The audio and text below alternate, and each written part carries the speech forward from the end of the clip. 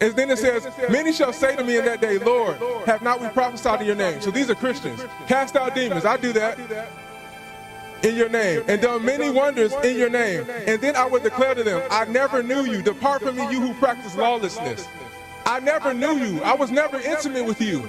You did works, and you was a preacher, you did all the good stuff, but you didn't know me, and you practiced lawlessness. Why does it matter what I practice if your blood covered it all, Jesus? It doesn't make sense to me. Why? Because what you believe is what you're going to do. James says that you say that you believe, but I will show you what I believe by what I do.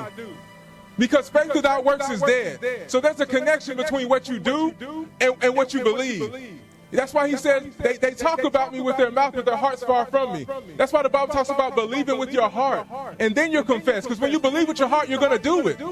If I truly believe something in my heart, I'm going to do it. If I truly love the Lord, I'm going to do it. I'm going to do it. It's going to be a compulsion. It's a natural thing. If you love me, keep my commandments. It's not works. It only feels like works to people who don't love Jesus.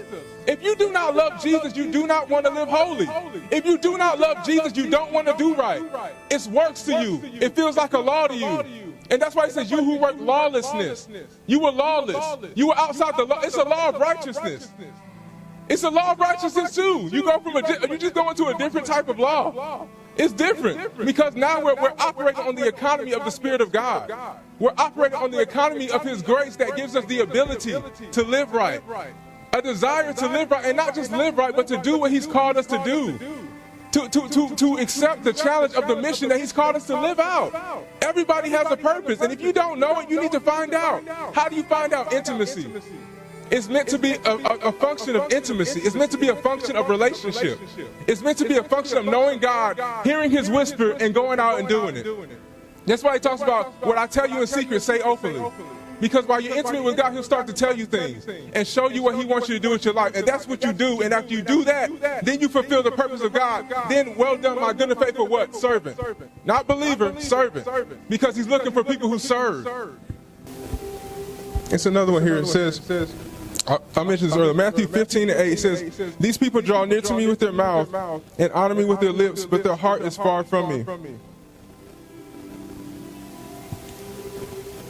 And another interesting thing that I noticed while I was compiling all these scriptures and stuff is that a lot of what we hear in the gospel today, because me and Jessica were literally just at a funeral, and the guy was basically saying how basically, because they were talking about how the lady, she had to be carried out of clubs and parties and stuff like that.